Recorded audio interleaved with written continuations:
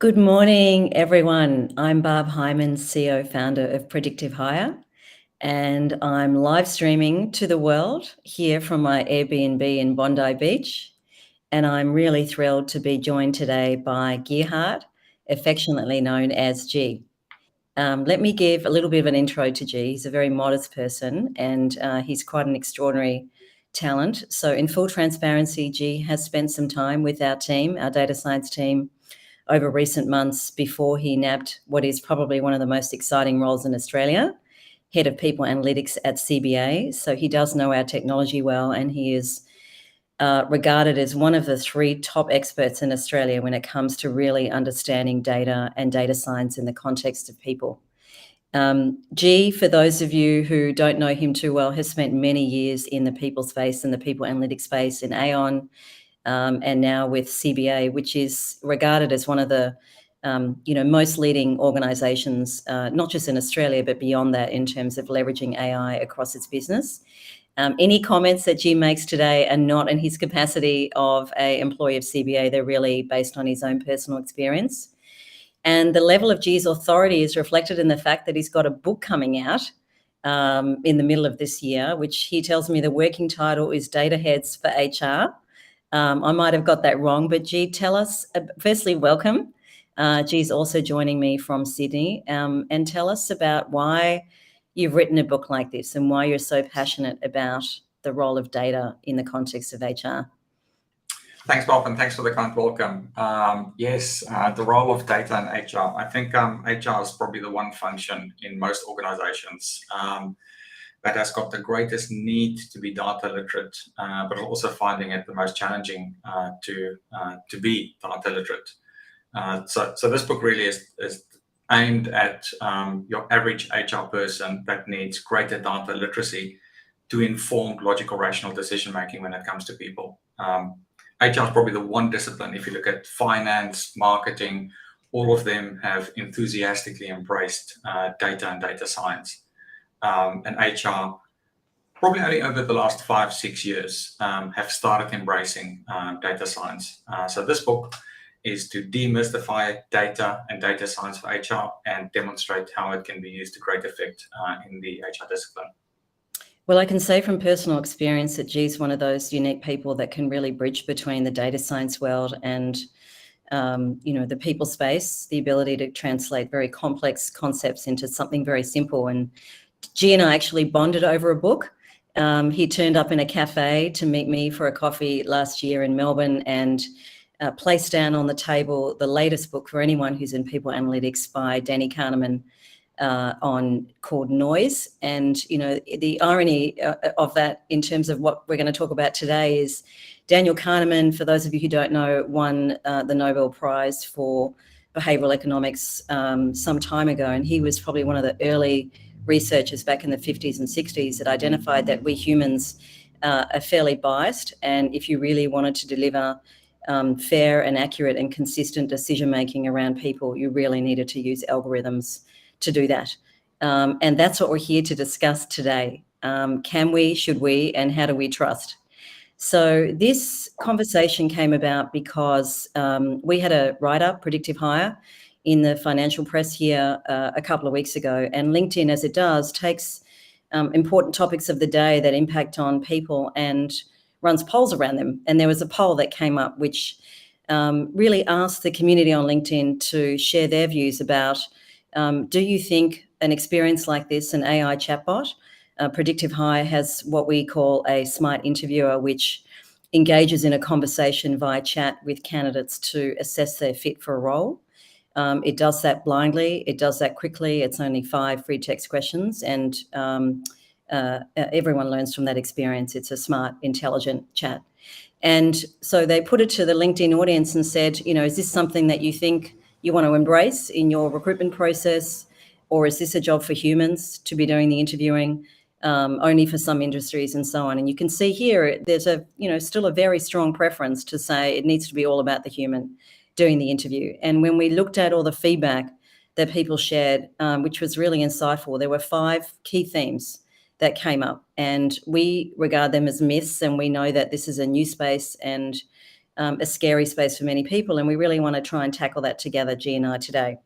So let's get into that. The first one is around, can we ever trust AI? And before we go to that, I'm going to ask G to ground us and tell us, what do we mean when we talk about artificial intelligence?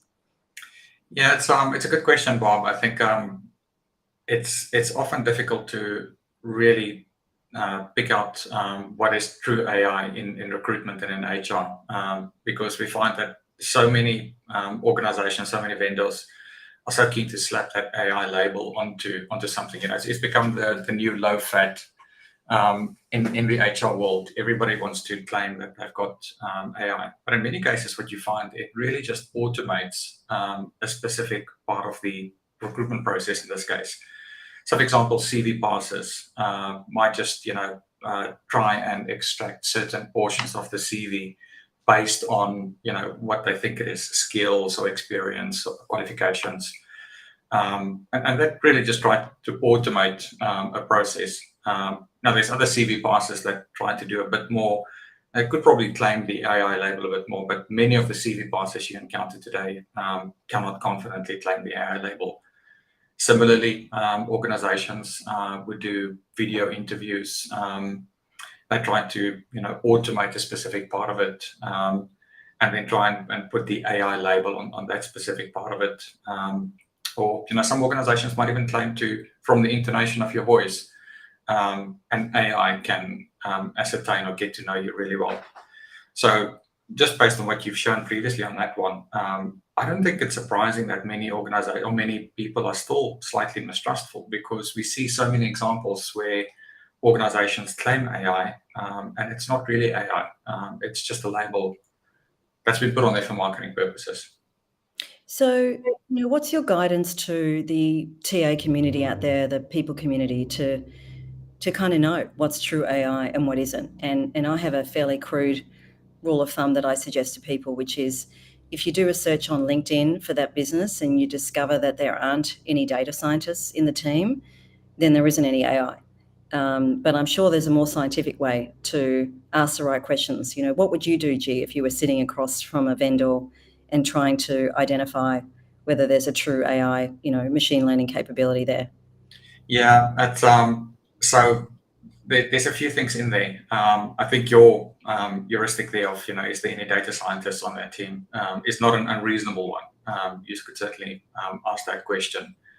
But then you can also, if what they offer is simply an automation, it doesn't really augment the decision-making process by applying some kind of statistical or machine learning approach. And it doesn't even have to be a sophisticated statistical machine learning approach. It can be fairly simple. Then you can probably get into that space where you can say, this is artificial intelligence, which for our purposes really is just augmented decision making. You've got a machine that helps you make a decision in a more fair, unbiased way. So if that is present, it's not just simply automating something, then the AI label is probably justified. So, it's tough for the community because the media does a really masterful job of amplifying those stories where, in the early days, there were experiments around different types of AI and they didn't work. And this is the one that everyone knows of. It's some years ago now. And the way it worked, and it was never actually released by Amazon in the world in terms of their recruitment. It was an experiment that they ran and then they canned it because they could see the bias. Is Amazon relied on CV data, which had removed people's names to try and maximize for fairness and remove bias. And they had hired previously mostly men. And so when they fed into the model the CVs of those that they hired versus those that they didn't, it clearly identified that men were the preferred group. And that's because there are lots of latent signals around demographics in a CV. And frankly, I think it's what we often use ourselves as recruiters to make decisions. You look at, where did they go to school? Is that someone that looks like they've worked consistently, or they've worked for the right brands? Where recruiters have so little data to use to make a decision that they're kind of forced historically, no longer, but historically, to rely on these proxies for performance and fit within a CV. So, that Amazon one plays to, or talks to your point, G, about the risk of using CV data, even if you've gone to the extent of trying to de-identify it.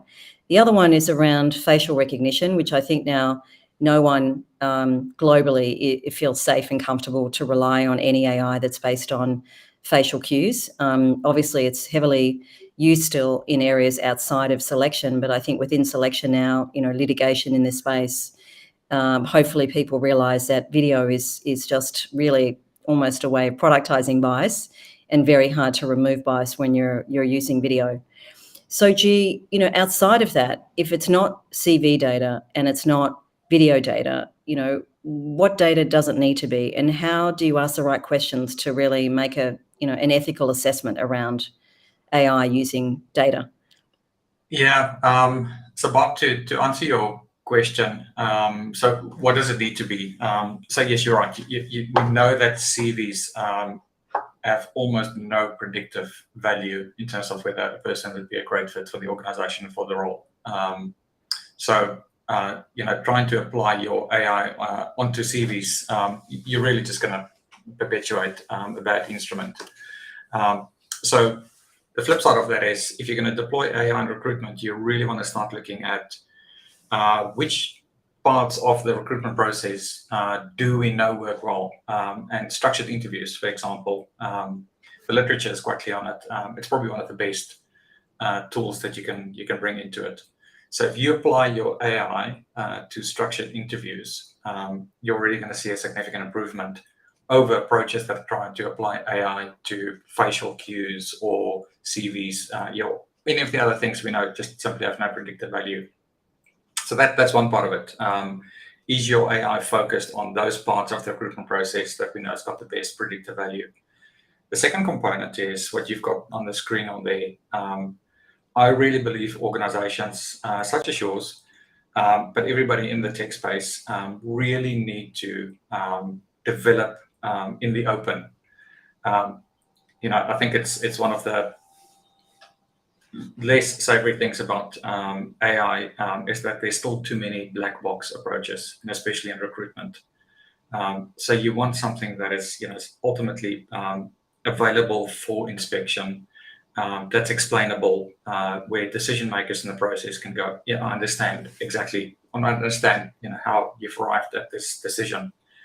So you really need that explainability metric or explainability component in it together with valid. And then in terms of the unbiased part of it, it is possible to measure bias at every stage in the recruitment funnel, and even more broadly through the organization. So you should constantly measure it. And organizations that do not want to show how their tools can reduce bias at the points where their tools support the recruitment process, you really have to start asking questions as to, why not? What's happening here? And I think it talks to your FAIR framework there. Really, it just needs to be the tool, its outputs needs to be developed in the open and needs to be available for human decision makers and those in the TA community to really have access to. I think that's what separates, the fly-by-nights from the really legitimate organizations in your space. I think you're going to find the fly-by-nights are the ones that, you probably would not get any data on all of this. So I really believe for the legitimacy of this industry, it's incumbent upon every participant to adopt a framework like this and be out in the open. Yeah, look, we released this. This was our own internal lens, structured framework that we took to measuring our technology and making sure that we were doing the right thing. And, I think it's really hard for people to navigate this space and feel safe because there is so much, catastrophization, if you like, of what's going on with AI. And, you have movies like The Social Dilemma and others which tell us about, our data that's being weaponized against us. But, I think we'll talk about in a minute, but it's really important to remember that when it comes to using AI for selection, it is regulated in every country in the world. What Facebook might be doing with data is not. And, there's a really big difference for that. And I think people just assume that any AI that's in use is somehow not subject to legal scrutiny, which it very much is. But, this picture on the left is really to talk to that fear. And, I still feel it in the HR community, that idea of, really all disruption comes with fear. And going back to the day when the Ford car was first put out there on the streets, the fear that people had about being injured and killed from the car. They used to have people standing on street corners shooting into the sky to let people know that the car was coming down the street at probably to 5 or 10 kilometres an hour, because people were so fearful of the car as something that was new. So, to remind ourselves that, we have been through this cycle before, and the best way to address it is really to lean in and understand it. And that's why we introduced the FAIR framework, is to try and help people navigate this. So let's talk about now the issue of bias and the difference between the human and the AI, and the still very strong views that people shared on that LinkedIn poll around, a human is always going to be better than an AI, an algorithm. And, it's interesting because there's a lot of research that firstly shows many recruiters recognize their bias in the hiring process.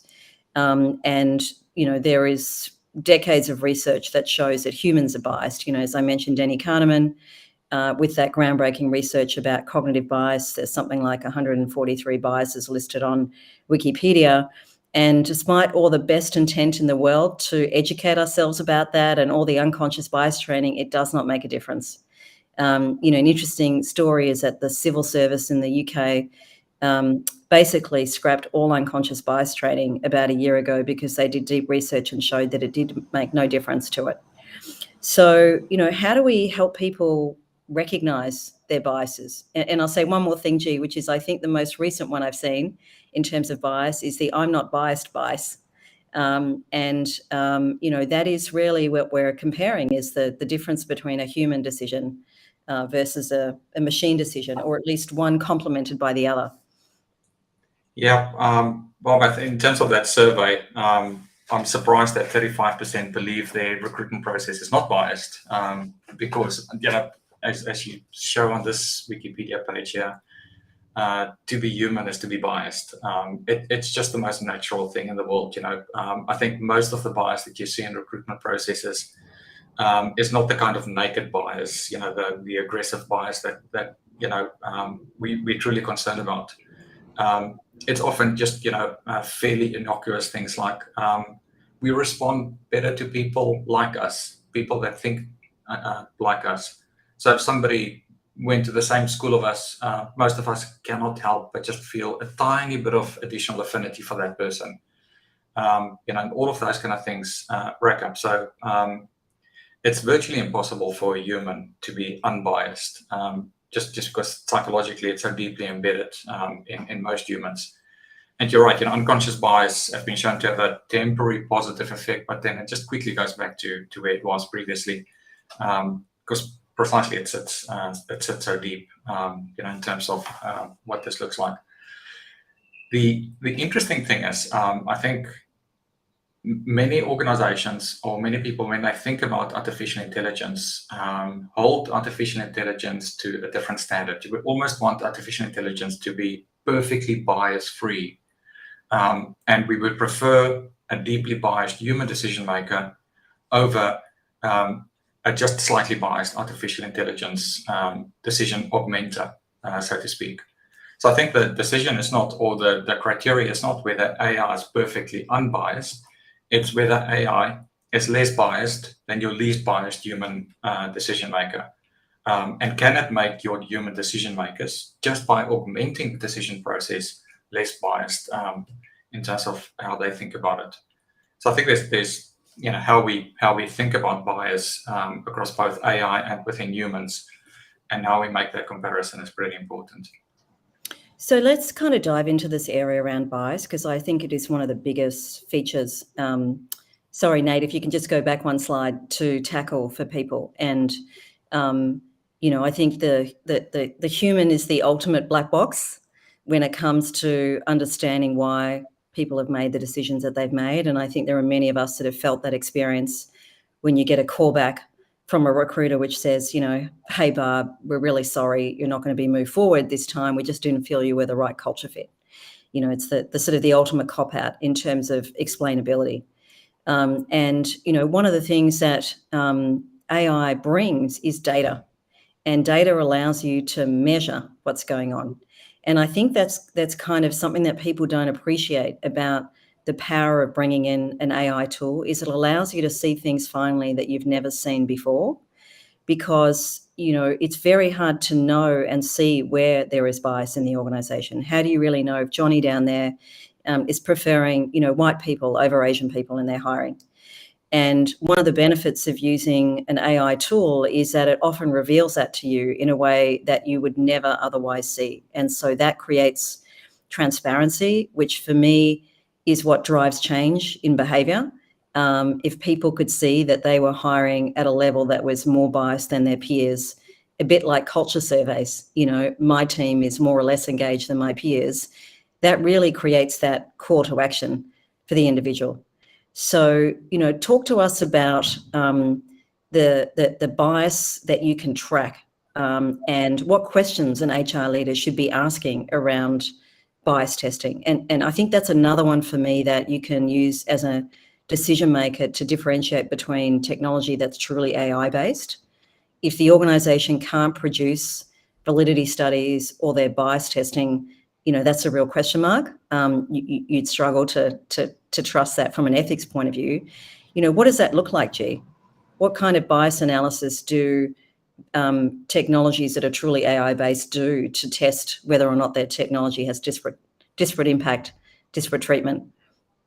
Yeah, I guess there's two things I look for. The first one is, as you say, do you track bias in the technology? And a very simple approach that you could use is just to compare actual versus observed number of applicants, candidates at each phase, each part of the recruitment funnel. So, for example, if the pool that you're recruiting from is 50.2% female, like it is in the Australian economically active population, then you would expect for a sufficiently large organization that the applicants for positions would be around that 50.2% female mark. So at that applicant position, we can immediately establish whether there's a bit of bias in terms of the number of applicants, of the actual versus observed number of applicants. And then you can just follow that process along the recruitment funnel. You can take it. So in terms of shortlisting, from the pool of people we had available to shortlist from, were we biased? Did the actual match up with the observed? And then you just take it down the recruitment funnel. So you can track it at each point in it. I guess what's important, and to get back to your earlier point, it's all good and well to track the bias along the recruitment funnel, but can you do something about it? And if your recruitment funnel is primarily human decision makers that sit at every point, it's exceptionally difficult, even if you track the bias, to try and remove that bias, because we know unconscious bias training has got such limited effect. So the second thing I would look for in any organization is demonstrate to me the processes you follow to de-bias your technology. Because at every point, every technology at some point is going to drift towards bias. And you need a really good lab or data science team that monitors that constantly and retrains your models, and just make sure that they stay on track. So, if I was looking for a tech provider, those are the two things. Do you track bias? And if you've got a good approach to correct for bias as soon as you see it. So your point, G, about, if all you have is an entirely human process, it's pretty much impossible to reduce bias. In essence, you're sort of layering bias upon bias. And so that's why we would say, use blind technology like what we offer right at the top of the funnel, because you want to maximize the diversity of that talent pool that's come in. And one of the things we have is the ability to track the machine's recommendations. And we can see that there's 99% alignment between your pool, your starting gate and what the machine is doing, which you will not get with a human screener. But I also think that there's a very big connection between selection and sourcing strategy.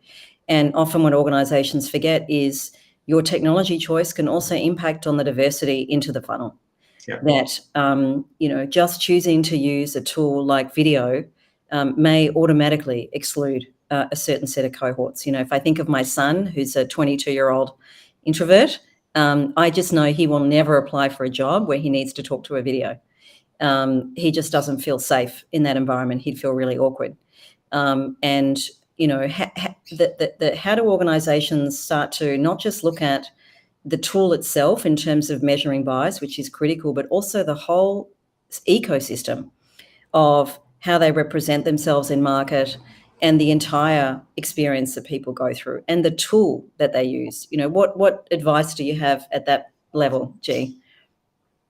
Well, I think, this is where the bias testing is really important. If you, like you just pointed out, if you measure bias at the entry level where people apply for positions, then you really can start thinking about how does this, how does the bias we observe, what could potentially cause it, and how does it play out in the market? So when I was supporting your data science team, there was one example where we saw in terms of applicants coming in, and then those not arriving for an interview, and this was not with predictive hire data, this was with other company data. There was a higher dropout rate amongst females below 35. So they apply for position, but then they just never arrive for the interview. It wasn't a significant difference, but it was still, more than for any other cohort in that group. And then we just realized what's probably happening is, these could be working mums that just find it really challenging to schedule time during the day with a human interviewer. And they might need to drop out or not go for that interview. And immediately there, the organization deprives itself of the opportunity to potentially get a great hire because of a specific circumstance. So you track bias at every point. And then you look at the different instruments used to attract applications, the job description, the mechanisms for scheduling interviews, all of those kind of things. It could really help you de-bias the entire process much more. So one other myth that came through in the conversation was around, the humans need to see you to make a judgment about you, and I think that's why video interviewing has been so popular. Obviously, if it's not AI based, which it shouldn't be, because there's lots of concerns around that, and you're watching the videos, that's a big tax for many people from an efficiency perspective. But the common one I hear is, I need to see your body language. What do you say to that as a data point? Yeah. Why? What data point in there is relevant for job performance? What about the visual appearance of the person, or their body language, or their intonation, or the accent?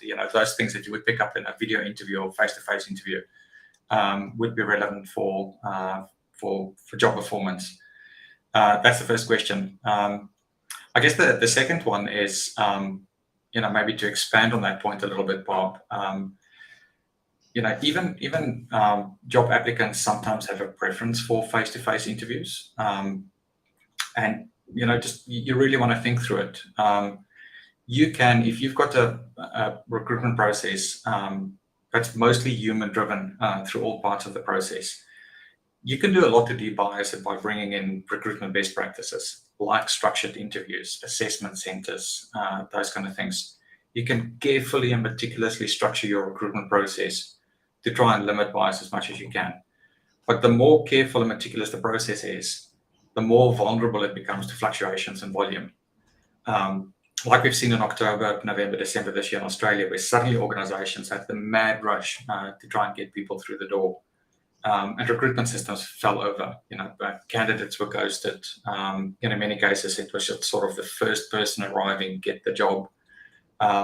It's not, carefully, meticulously structured recruitment processes driven mostly by humans have got no capacity to deal with volatility.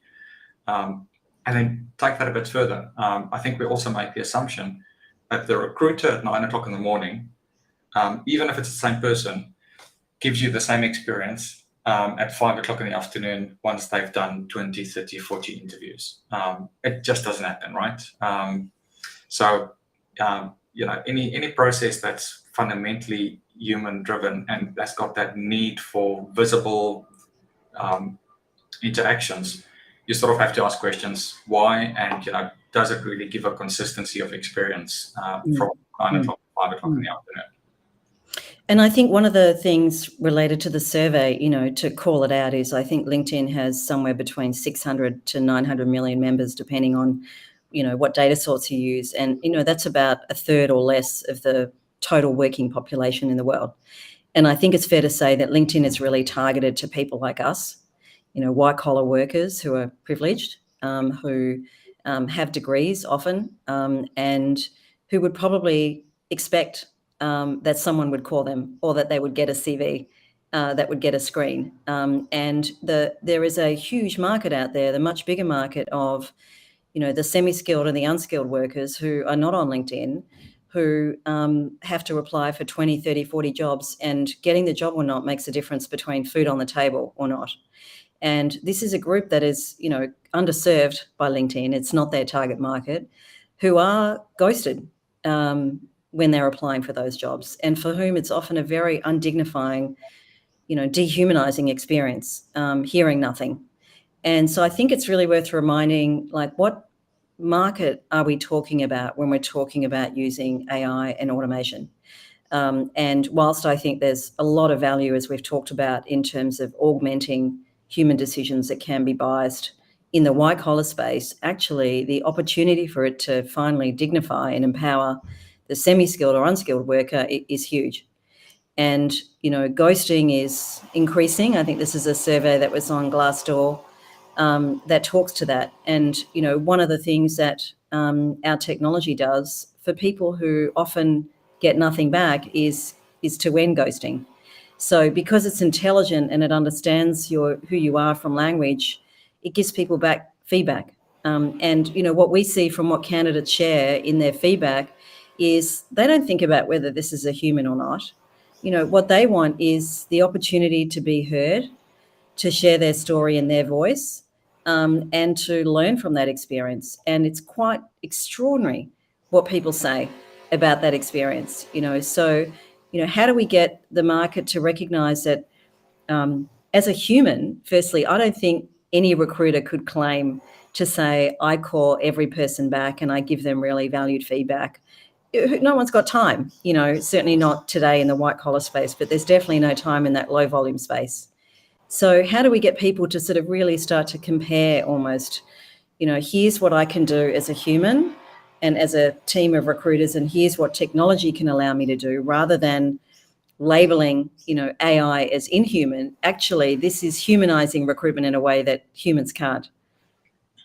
Yeah, I totally agree. I think AI has got so much potential to help talent acquisition specialists, be more human, so to speak. But if a recruiter has to call 10, 20, 30 people to prevent ghosting, it also means they're not spending time with those 2, 3, 4 standout candidates to really develop a relationship and try and secure them for the organization. So there's a trade-off. So, I think the right technology can really tick 2 boxes. It can prevent ghosting, which carries a huge reputational risk for organizations. But it can also allow talent acquisition specialists to really spend a bit more time on building relationships instead of filling out forms, ticking boxes, and putting in 20, 30 phone calls a day. So I think AI, the right kind of AI, can be really a win-win for talent acquisition specialists. Yeah, and I think, I also jokingly say to people when I'm talking to them, and I'd say to CEOs, is apply for a job at your organization and see what it's like. Does it serve your brand well? Something we're seeing is that it's often the consumer brands that really embrace this technology first, because they have people who are in the customer division, and organizations spend an enormous amount of money on marketing, convincing you that you should fly with them, or you should shop with them, or you should buy their clothes. And often for a retailer, you spend all this money to get people in the door, but it's the last kind of meter that really matters in terms of your experience and whether you're going to choose to shop there. It's that person that's sitting across from you.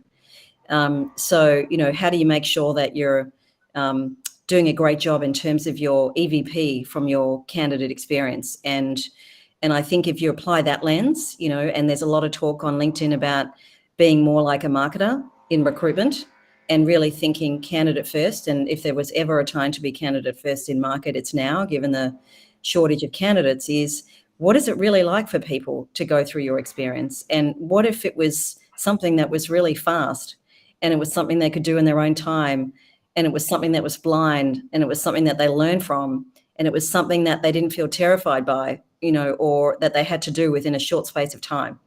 And so, I think when you break it down to the level of what are we trying to solve for and how do we measure that versus it's AI or it's an AI chatbot, you start to really get to the nuts and bolts of what recruitment is all about, which is, attracting a diverse talent pool and moving them through in a way that really works for them and for you.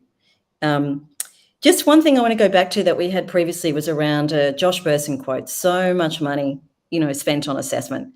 And I think I read something somewhere that it was $13 billion in the US alone that's been spent on assessment, but yet organizations still feel like they're making the wrong decisions. And you only need to look at turnover data to see that, but also just look at Glassdoor to see how people feel about organizations. What is it that's going to change that? How does AI potentially and AI technology change that, ROI equation for organizations?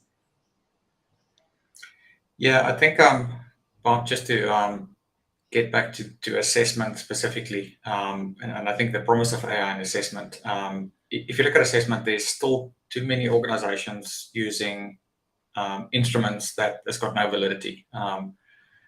Briggs Myers, for example, is still, I think, one of the top 5 instruments, not necessarily in recruitment, but just one of the assessment instruments used globally. I'm talking under correction, but it's still an extremely popular tool, yet widely recognized in the org sign community to have almost no validity. It really is just a fun exercise. It doesn't really make, add anything to it. So I think that's the first opportunity, is for organizations to really hone in on the assessments and the assessment methodologies that really work, and organizations that can demonstrate that their tools have got a degree of validity. And then if you've got an AI approach that leverages the validity of those kind of instruments, or can demonstrate through the AI approach that the instruments have got a high degree of validity, then you achieve a significant win. So I think, what Josh Bersin shows there, the number of candidates you get wrong and the amount of money spent on assessments really is just wrong tool, wrong channel for the job at hand in many cases. So I think it's both an AI question, but also a question of making sure you've got a valid assessment instrument in there. Look, I think validity is obviously critical. The other is, I think some of the fears and the myths that we talked about previously were around, can I trust AI selection tools? But selection has been around for decades, and it is regulated. Anyone who is selling a technology or a assessment needs to comply with local regulation, which exists in every single country in the world. In Australia, that's the Equal Opportunity Act. You cannot discriminate on the basis of different classes. In the US, they use a statistical test called the 4/5 rule. And, you cannot get away with being a vendor in this space and not testing for bias and for having disparate impact. It is a heavily regulated space. So I think that's something for people to understand. And that is the difference between a sort of a Facebook environment, which is unregulated, versus this space. Okay, G, so let's go through to the last one, which is around chatbots, and people saying, as one of those myths, chatbots are not human. We shared some experience, some feedback here from people and what they think about it. Anything that you want to add to that? Because we're certainly seeing an enormous movement towards chatbots in general, not just in HR. Yeah, look, I think it gives a great efficiency and productivity uplift in many organizations. To my earlier point, I think you find that many recruiters, talent acquisition specialists, are bogged down with mundane queries that could easily be self-serviced or answered by a chatbot.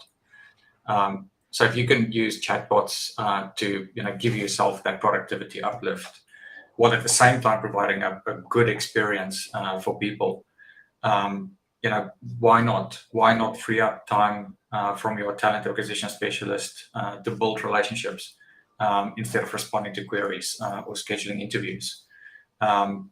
Why not, if people generally respond positively to chatbots? Having said that, you do need to make sure that your chatbot is properly designed. I've seen some examples out there where it really looks like a university project. So you do need a level of professionalism as far as your chatbot design is concerned. I think the other thing that you've touched on quite a bit is you've used language like augmentation. I talk about Copilot. Is this myth that people have that you don't need people when you're using AI tools like predictive hire, and that is a myth. I think we all agree it's really important to have a human in the loop at multiple stages. There is no AI selection tool that is like Netflix for recruitment, because you cannot take the decisions that humans make and use that to retrain the algorithm. You'll just amplify existing biases, which will always exist when you have humans involved. So, that fear of I'm going to lose my job, but actually I think there's just this enormous opportunity for recruiters to reimagine their job. And I just can't believe that anyone's time is served well by screening CVs. I remember back to my BCG days, and you'd have these poor young graduates in their first year whose job it was to scan the 3,000 CVs over the weekend, bringing all of their biases to that process. And no one's time is served well by scanning CVs or doing lots of phone screens. So, it's almost like imagine what your role could be. And to be able to liberate recruiters from those tasks that actually machines do better, they do faster. Our technology can do hundreds of interviews at the same time. It has thousands going through at any one point in time. And I think, again, to that underserved market of semi-skilled, what they want is speed.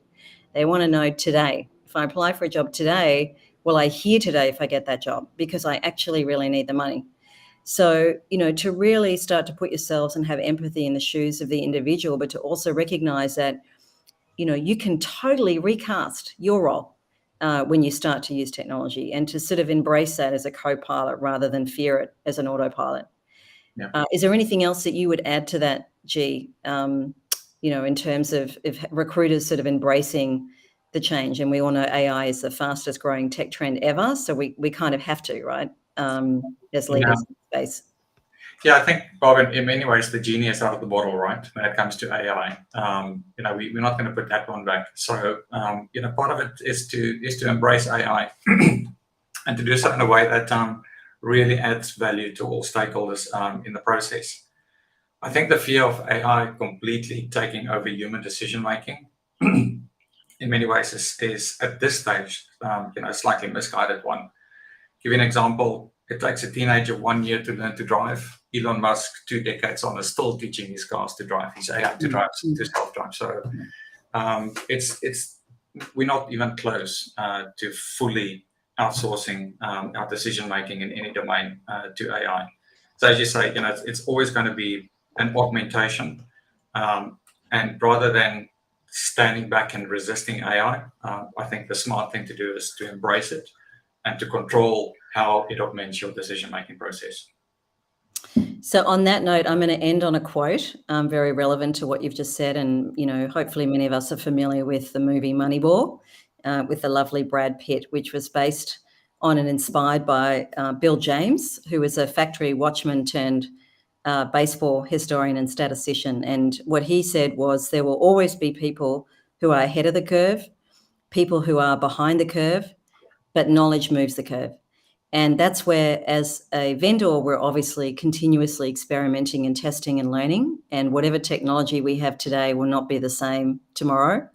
And where I encourage everyone on this webinar and in the community to really lean in and discover AI and how to trust it. And so for that, we have 2 suggestions. One is the FAIR framework, which is really a vendor agnostic lens to examine AI and the questions to ask. And another is a probably more of a bite-sized document, you know, how to actually navigate those conversations when you're sitting across the table. So thank you so much, G. It's been a pleasure, and we have to get you back on when your book is published. And I hope people have found this a useful conversation that's challenged some of those myths out there about AI and recruitment. Awesome. Thanks for having me, Bob. It was a lovely conversation.